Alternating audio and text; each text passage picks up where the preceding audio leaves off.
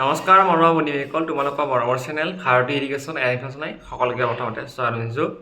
নিশ্চয় তোমালোকে অপেক্ষা কৰিছা অসম উচ্চতৰ মাধ্যমিকৰ চূড়ান্ত বৰ্ষৰ পৰীক্ষাৰ ফলাফল আৰু হায়াৰ ছেকেণ্ডেৰী ফাইনেলৰ যিটো ফলাফল কেতিয়া ঘোষণা কৰিব সেই বিষয়ে এটা আপডেট আহিব হৈছে।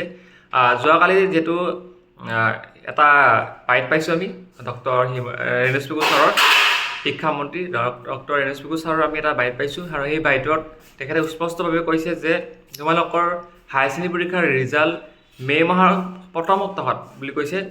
মাত্ৰ এনেকৈ কৈছে কথাটো যে এক তাৰিখৰ পৰা তোমালোকৰ 5 মে'ৰ ভিতৰত হায়াৰ ছেকেণ্ডেৰী পৰীক্ষাৰ ৰিজাল্ট ডিক্লেয়াৰ হ'ব বুলি তেখেতে এইভাৱে স্পষ্টভাৱে কৈছে। আমি আশা কৰিছোঁ অতি শীঘ্ৰেই ৰিজাল্ট দিব, কাৰণ কিয় এতিয়া মানে অলপ প্ৰব্লেম হৈ আছে, ইলেকশ্যনৰ বতৰ।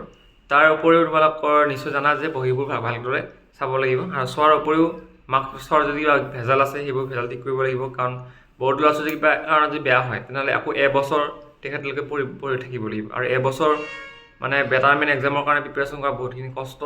চ' সেইটোৰ কাৰণে যেতিয়া মাৰিখন চাব ভালকৈ চাই যাতে আৰু মাৰ্কশ্বিটখনো ভালকৈ দিয়ে আমাক।